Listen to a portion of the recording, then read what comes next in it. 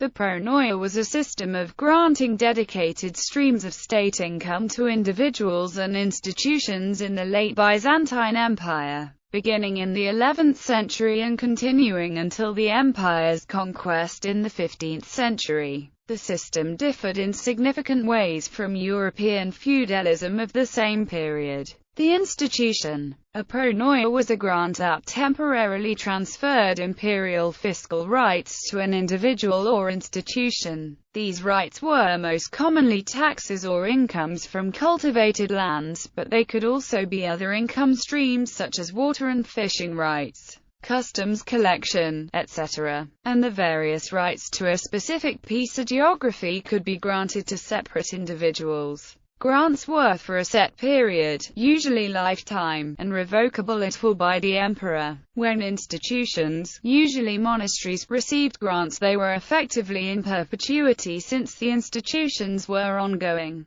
Grants were not transferable or hereditary. A pronoia gave the grantee possession, not ownership, which remained imperial. The limits and specifics of a pronoia was recorded in an imperial document called Practica. Holders of pronoia were called pronoiarios, and those working the income stream in question were called proikoi in the documents. The word pronoia could refer to the grant itself, its monetary value, or the income it produced. Although pronoia were often used to reward military service or other loyalties, they carried no specific military obligation, although the threat of revocation provided coercive power or the state. Early pronoia system. By the 11th century, Byzantine aristocrats had ceased to hold any significant power. Honorific titles and power were granted by the emperor and competition was fierce. The most desired grants were those that involved governance and tax collecting in various pieces of the empire. By the reign of Constantine IX in the middle part of the century, they had also begun to assert sovereignty over various parts of the empire, collecting taxes for themselves and often plotting rebellions against the emperor. In the late 11th century, Alexius I attempted to reform the aristocracy,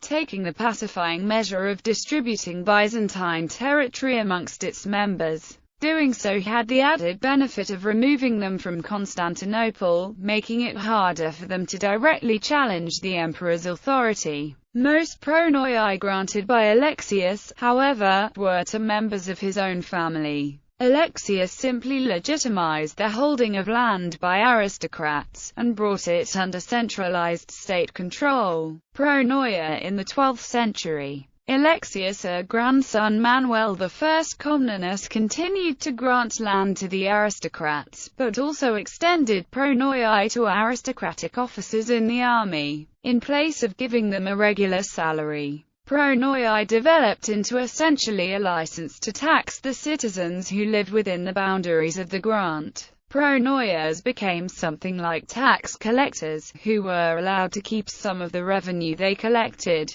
The idea was not completely new. Centuries before, Heraclius had reorganized the empire's land into military districts called themata. Under this system, military officers ran each district and collected rent from the peasants who farmed the land. However, the proikoi, under either the tamer or pronoia system, were not serfs as peasants were in the feudal system of Western Europe. They owed no particular loyalty or service to the strategos or pronoia, as in both cases the emperor was still the legal owner of the land. The pronoia was most likely not even a native of the land he had been granted. The size and value of the pronoia, the number of proikoi, and the duties owed by them were recorded in Practica. A pronoia would likely be able to collect trade revenue and part of the crop harvested on the land, and could also hold hunting rights and transportation rights. A Practica also recorded the duties owed by the pronoia to the emperor. If necessary, the emperor could request military service, although the pronoia could not force his taxpayers to join him. Pronoias were often reluctant to give military service if he lived a prosperous life on his grant.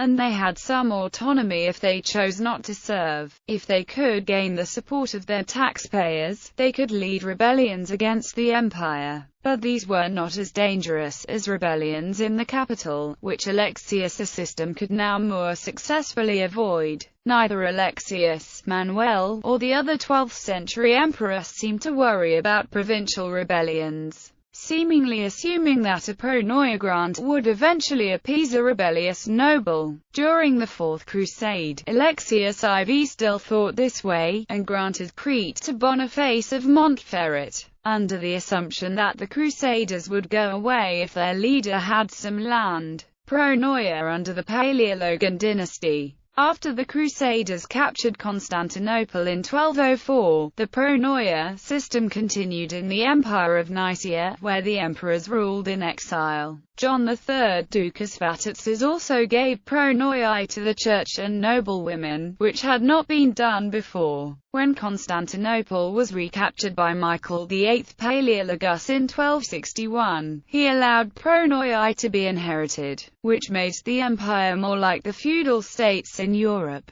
He also audited the Pronoia to make their values more realistic according to contemporary conditions. As the empire had lost much of its land and revenue since the 11th century, under the Palaeologans, Pronoias could more easily be organized into military units if the emperor required their service. The emperor could also confiscate the revenues for whatever reason. Andronicus II Palaeologus, for example, used the money raised by the Pronoias to finance military expeditions against the Bulgarians, but he did not require them to provide military service themselves. During this time, Pronoias could also attract followers by giving them Pronoia grants of their own. Recruiting Pronoias to form an army helped unite the remnants of the empire after 1261. However, there were by this time only a few thousand Pronoias, and although they paid for their own expenses, the emperors could not afford a full army or navy to strengthen the empire's defenses. The impoverished empire had very little tax revenue, and Pronoias began to extract rents from the Paroikoi, turning back to the old tamer system. The empire continued to lose land to the Ottoman Empire, and Constantinople was finally lost in 1453. But the Ottomans continued to use their own version of the Pronoia system, called the Timur system, which they had borrowed from the Byzantines during their conquests.